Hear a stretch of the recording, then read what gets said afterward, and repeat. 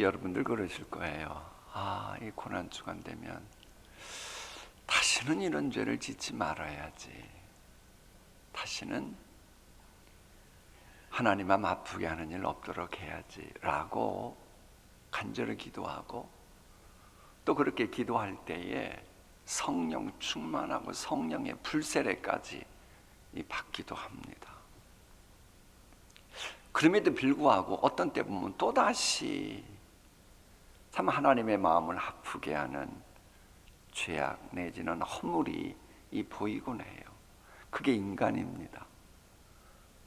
저 천국 가기 전까지는, 영화로운 존재 되기까지는 그것을 계속 반복할 수밖에 없는 존재가 우리 인간이에요. 왜냐하면 우리 인간은 죄성이 있기 때문에 그런 겁니다. 이 죄성이 있다고 하는 말은 우리의 육체 안에 슬픔의 씨앗과 슬픔의, 언제 부활할지 모르는 슬픔의 알을 늘 지니고 살아간다는 의미입니다. 그래서 아차하면 슬픔의 씨앗이 뿌리 내리고 막 자라가지고 슬퍼할 수밖에 없고, 슬픔의 알이 부화해서 울고 불고 통곡할 수밖에 없는 존재가 인간이다라고 하는 겁니다. 근데 이제 민수기를 보면 우리의 불평과 원망이 바로 이런 속에 가만히 있던 슬픔의 씨앗이 싹트게 하고, 그리고는 잎을 내게 하고 도끼가 주위에 퍼져가도록 만듭니다. 그러니까 이 죄성이라고 하는 것이 있다, 슬픔의 씨앗이 있다, 슬픔의 알이 있다. 여기에 부화하기는 것은 그저 되는 게 아니고 우리의 입에서 불평, 불만, 원망이 터져 나올 때 이게 함께 그때부터 시작되는 겁니다. 그래서 이 불신앙적인 언행을 하면은요, 계속 투덜거리게 하면서 그 슬픔에 부화된 알에서 나온 것들이 우리의 행복을 질식시키게 만드는 겁니다. 이처럼 불평, 불만, 원망은 슬픔을 만났을 때 또 여과 없이 표출되곤 합니다. 그래서 깊은 슬픔을 만났을 때에 그 깊은 슬픔이 불평, 불만, 원망으로 나오지 않도록 우리가 노력을 해야 됩니다. 슬픔 당한 것도 하나님의 목적이 있어서 그랬는데, 그러는 사이에 나도 모르게 불평, 불만, 원망이 나오기 시작하면 드디어 이 슬픔이 씨앗이 노골적으로 뿌리 내리고 이 슬픔의 독사가 막 깨어나와 가지고 우리를 참 하나님 마음이 아픈 존재로 만들어 버리기 때문에 그래요. 나를 위해 영원한 독생자까지 주시면서 자녀 삼으신 하나님께서 나의 목자가 분명하다. 그러면 양인 나로 하여금 깊은 슬픔의 골짜기를 통과하도록 했다. 그럼 그 무슨 깊은 뜻이 있는 거 아닙니까? 그럼 그 깊은 뜻을 알도록 해야지. 막 하나님을 향해 불평, 불만, 원망한다. 그러면 곤란하다는 거예요. 예레미야는 호크마 주석의 지적대로 오늘 본문 말하는 겁니다. 슬픔이 사라지기는커녕 더욱 깊은 경지로 들어가는 슬픈 상황입니다. 근데 이 예레미야가 3장을 보면 아무리 봐도 불평, 불만의 구석이 없어요. 대신에 자신의 슬픔을 기도 제목으로, 무엇으로? 기도 제목으로 양성화시키는 영적인 센스가 있어 보입니다. 우리 한번 말씀 함께 읽어볼까요? 시작. 나의 길들로 치우치게 하시며 내 몸을 찢으시며 나를 적막하게 하셨도다. 나를 쓴 것들로 배불리시고 쑥으로 취하게 하셨으며 조약돌로 내 이들을 꺾으시고 재로 나를 덮으셨도다. 참 저 표현이야, 그냥 예레미야가 나오니까 읽지만 의미를 알면 아주 처참한 슬픔 속에서 저 고백을 하고 기도를 하는 겁니다. 먼저 이 11절에 있는 말씀 우리가 읽지는 않았어요. 본래 에레미야가 3장 1절부터 마지막 절까지인데 너무 본문이 길어서 오늘 줄인 건데, 어쨌거나 11절, 나의 길들로 치우치게 하시며 내 몸을 찢으시고 나를 적막하게 하시는 분이 하나님이라는 거예요. 또 나를 쓴 것들로 배부시고 쑥으로 취하게 하셨다. 저것에 대해서 주석가 클락은 뭐라고 말하느냐, 저 쓴 것, 쑥이라고 하는 것은 역경과 재난을 상징하는 용어는 동서고국을막론하고 대부분의 나라가 그렇다는 거예요. 그러니까는 역경과 재앙으로 우리를 배불리게 하신다는 거예요. 그게 낮 지구밤이고 뭐 잠 못 자가지고 배고파 죽겠는데도 재앙과 역경은 계속 나를 짓눌러 오고 취하게 만든다는 거예요. 그리고 조약들로 내 이 치아들을 꺾으시고 죄를 나로 덮으셨도다. 저것에 대해 엘리슨이라고 하는 주석가는 대적인 나를 땅에 엎드려 놓고 발로 내 얼굴을 밟으면서 조약돌로 내 치아를 깨트리는 상태를 의미한다는 겁니다. 이 무시무시한 거예요. 근데 지금 에레미야 저자는 뭐라고 말해요? 이 모든 거 하나님이 허락하셨다는 거예요. 그래서 본문은 본인이 이렇게 당하는 거 다 하나님이 허락하신 거 아닙니까? 그래서 하나님이 이렇게 하셨습니다라고 표현합니다. 그럼에도 결론은 뭐냐? 진멸되지 아니했다는 거예요.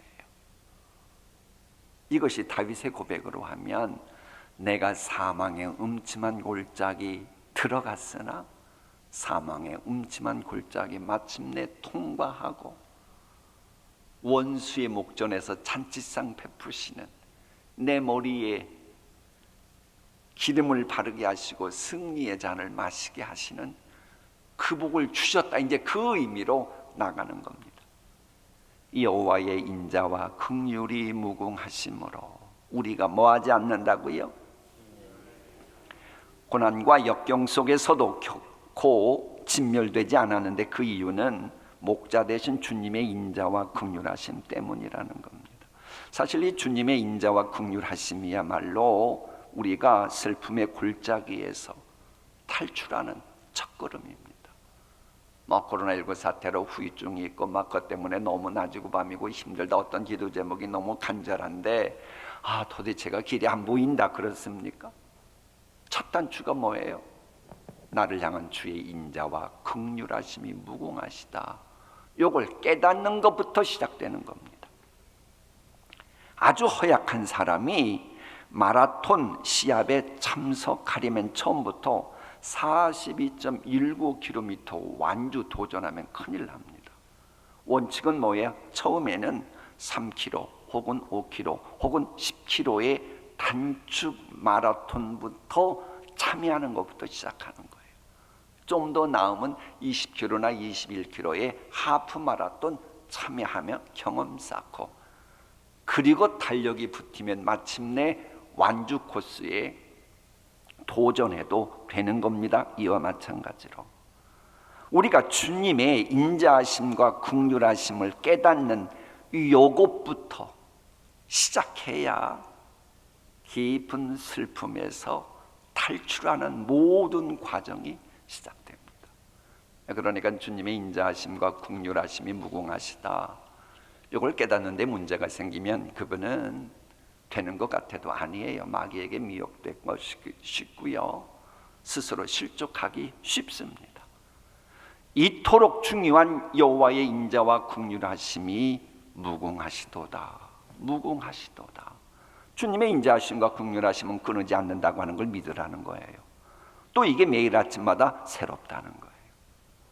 그러니까 여러분들이 주일 예배 참석했고 어제도 새벽 예배건 현장에서건 이곳에서건 드렸고 그렇게 기도하는 거, 혹은 매일 음식을 소화시킬 수 있는 거, 매일 일할 수 있고 호흡하는 거, 매일 우리가 기도하는 거, 우리가 소망을 갖고 살아가는 거, 이게 뭔 줄 아냐?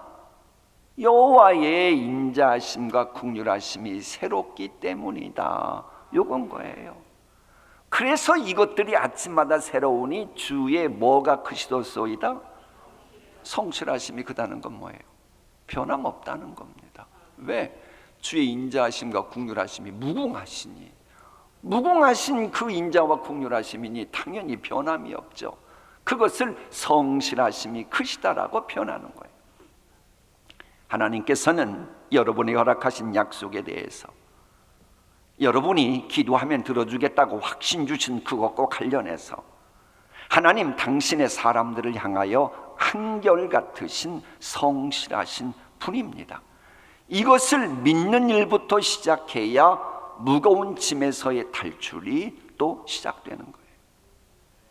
물론 이런 하나님의 인자하심, 긍휼하심, 성실하심이 무궁하고 변함이 없다. 그래서 마침내 우리가 진멸되지 않았다.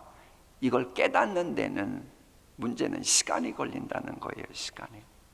그러다 보니 앞을 내다보지 못하는 우리는 맞았어. 그래, 그 기도 이렇게 응답되는 거였는데 그걸 깨닫기까지는 하나님의 기쁜 뜻, 미래를 우리는 잘 모르기 때문에 막 답답해하고 하루에도 여러 번씩 기도하는 순간에도 믿었다 못 믿었다, 확신 갖고 나갔다가도 댁에 가서 누굴 만날 때도 내 마음이 믿었다 안 믿었다 롤러코스터 타듯 한다고 하는 겁니다. 이게 우리 인간의 실존이에요.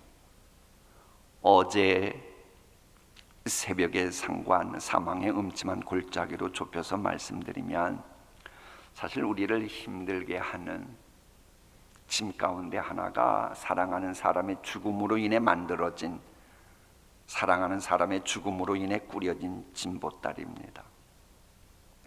사실 부모님이 돌아가시면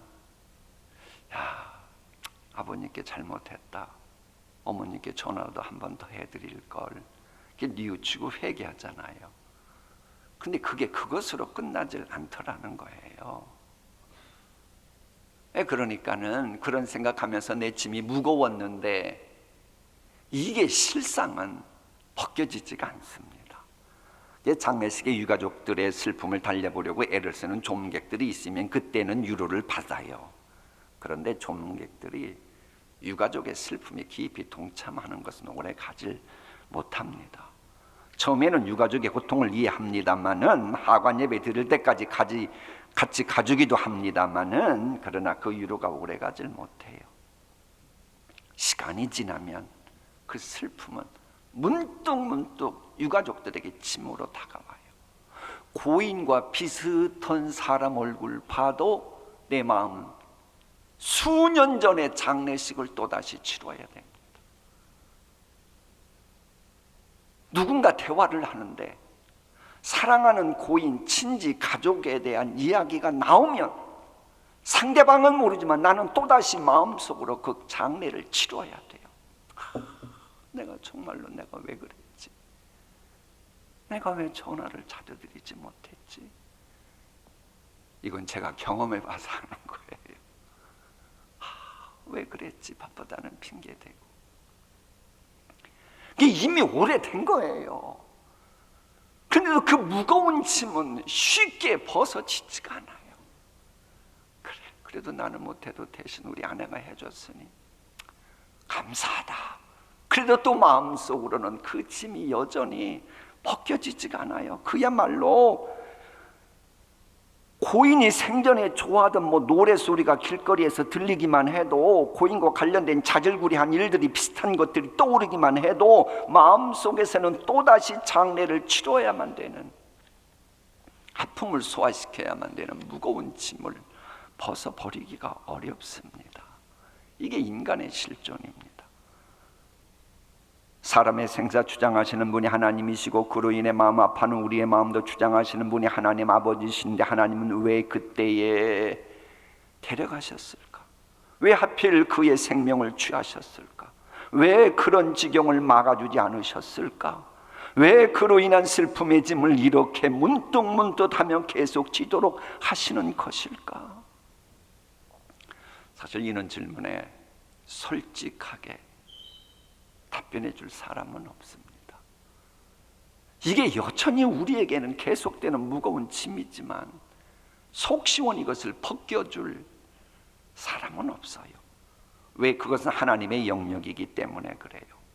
자, 그럼에도 이 시간 우리가 분명히 짚고 넘어가야 될 것은, 우리의 슬픔과 관련된 모든 것을 주장하시는 분은 에레미야 애가가 조금 전에 말했던 것처럼 결국은 모양새는, 겉모양은 아무리 그래도 결국은 하나님이 허락하신 것이다라고 하는 것이고, 그분은 영원한 독생자를 나를 위해서 죽게 하실 정도로 나를 사랑하신 분이고, 그 하나님은 선하신 분이라고 하는 사실입니다.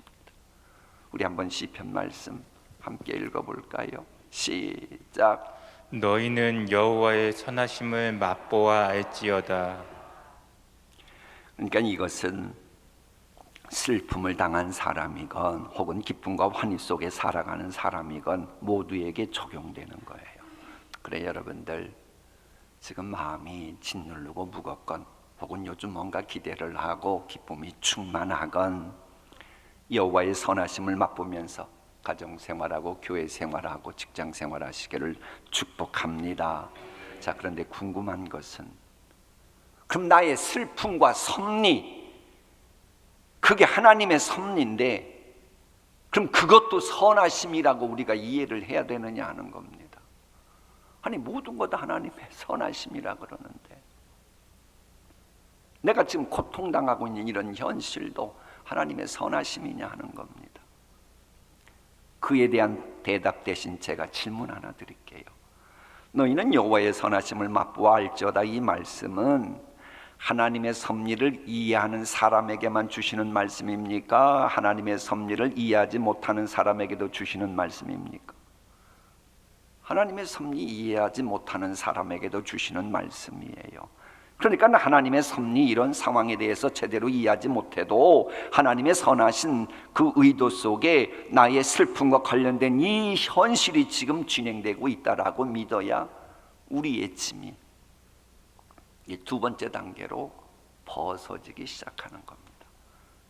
하나님의 속성이 선함이기 때문에 하나님은 선한 일만 하시는 것을 믿습니까? 이걸 믿어야 돼요. 이걸 믿어야 돼요.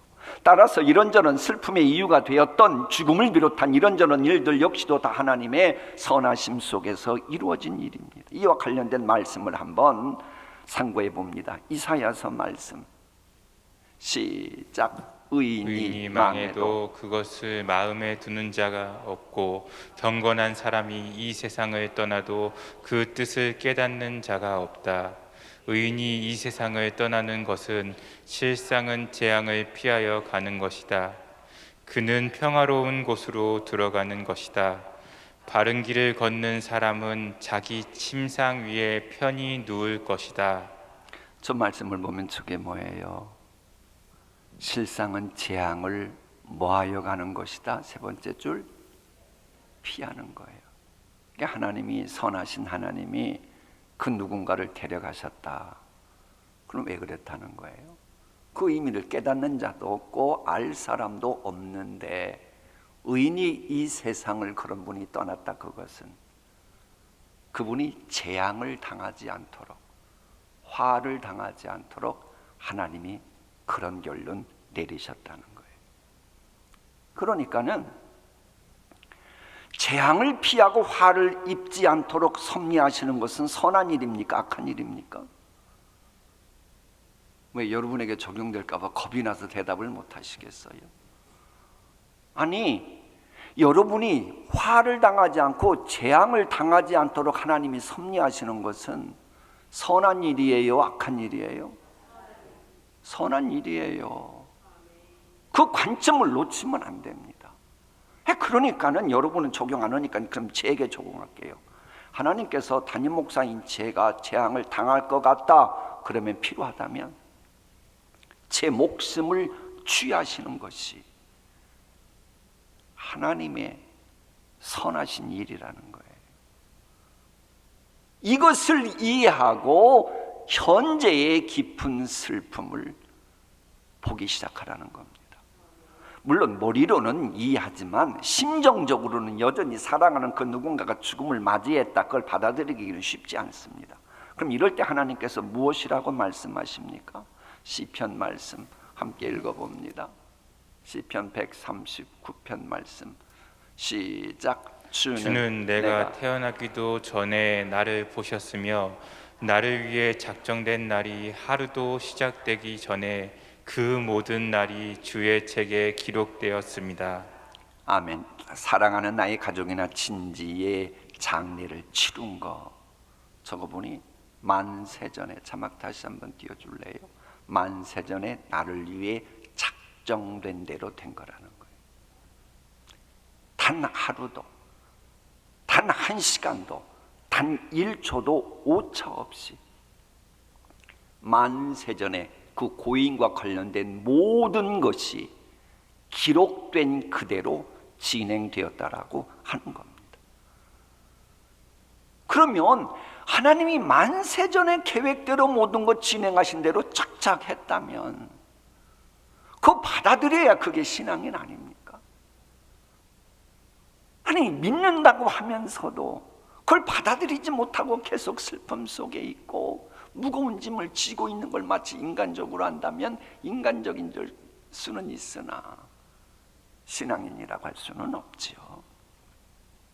그리고 또 하나 누구도 부인할 수 없는 사실은요, 이 세상에서 50년 살건 100년 살건 200년 살건 1000년 살건 영원이라고 하는 시간에 비하면 누구나 다 단명입니다.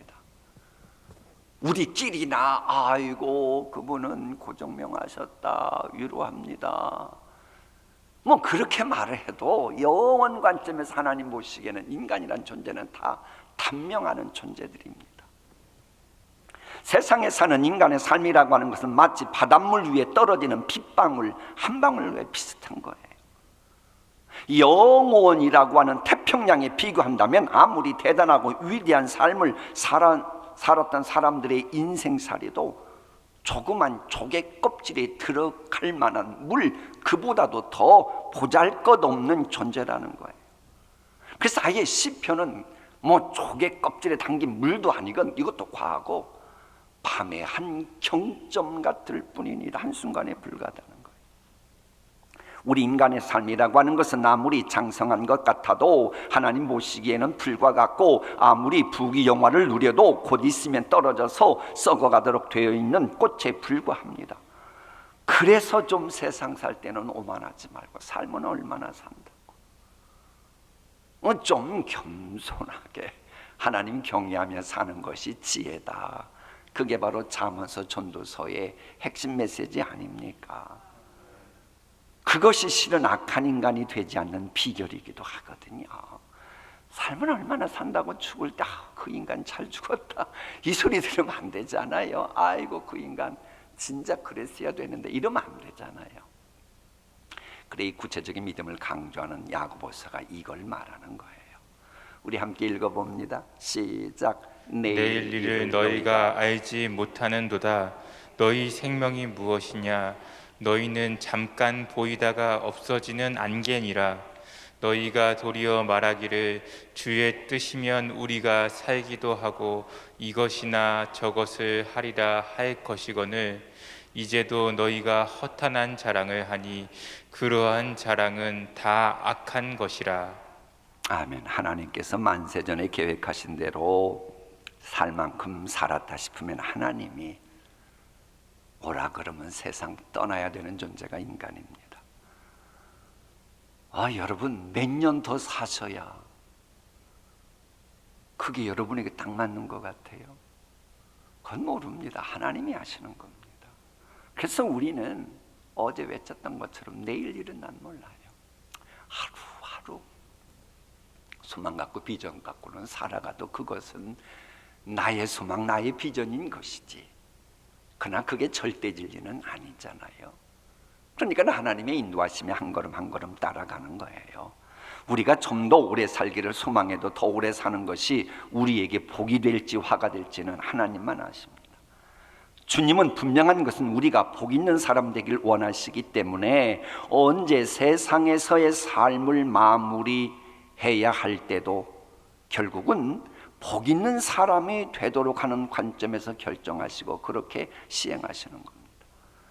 그러므로 깊은 슬픔의 골짜기를 지금 만났다고 해서 하나님의 진노를 당한 양 수치스럽게 생각하고 부끄럽게 생각하는 것은 성경을 몰라서 하는 것이고 하나님이 어떤 분이신가에 대한 고백이 문제가 있기 때문이에요. 현재 여러분의 상황이 가족 문제건 혹은 삶의 문제건 고인의 죽음에 대한 여전히 무거운 짐이건 무엇이든지 간에 결국은 뭐예요?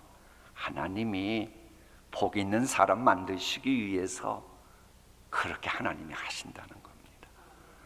진실로 여호와를 목자로 믿고 따르는 신앙인이 분명하다면 이제 그래서 슬픔이 있잖아요. 피할 생각하지 말고 정면 돌파해야 합니다. 정면 돌파하세요. 이게 성경적입니다.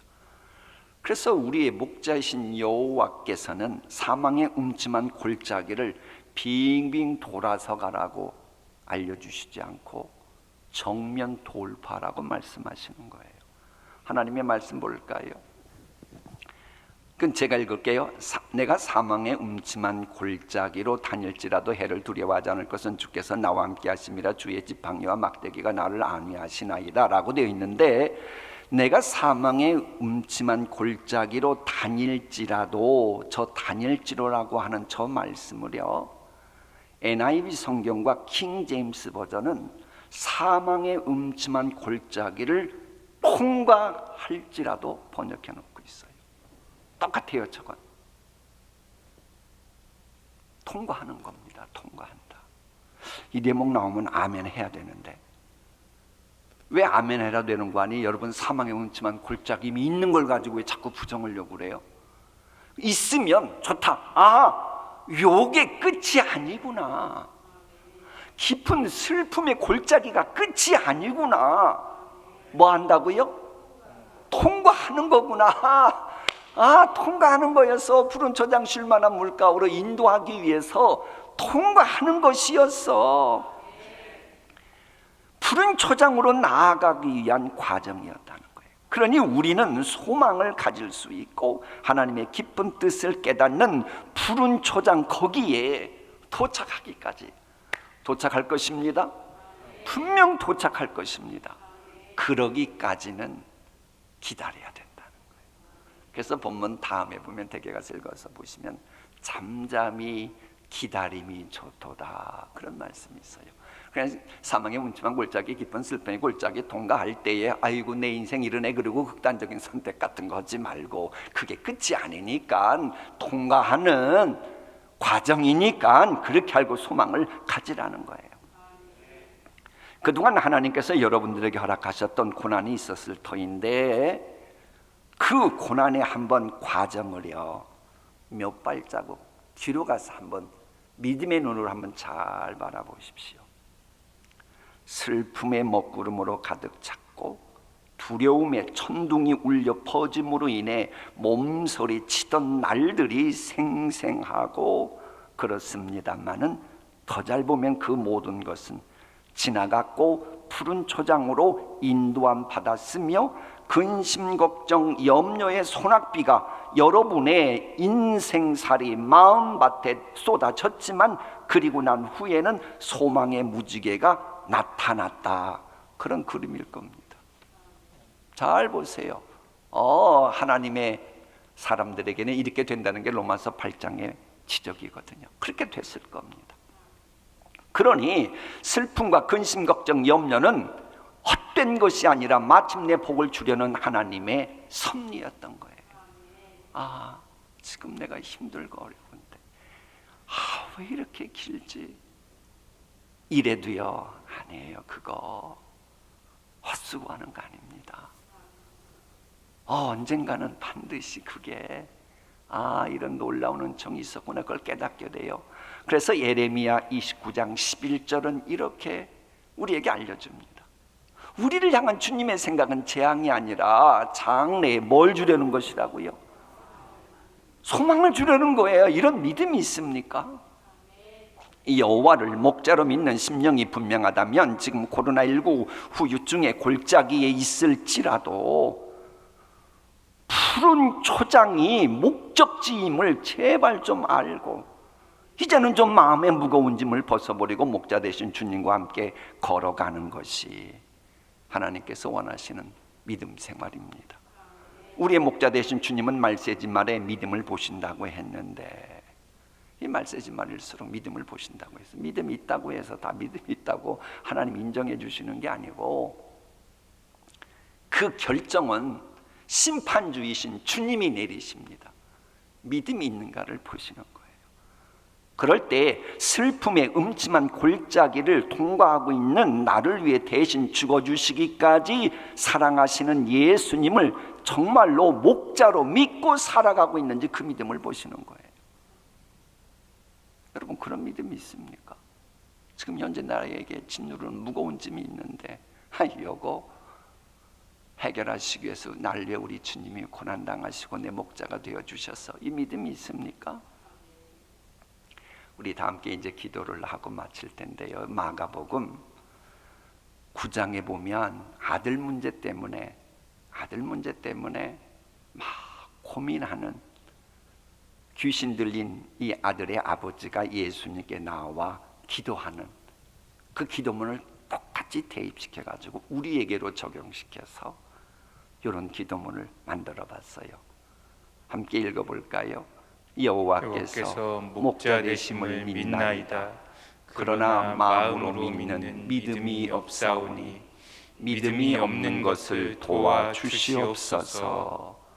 이는 기도도 드리는 오늘 새벽이었으면 좋겠습니다. 기도하십니다.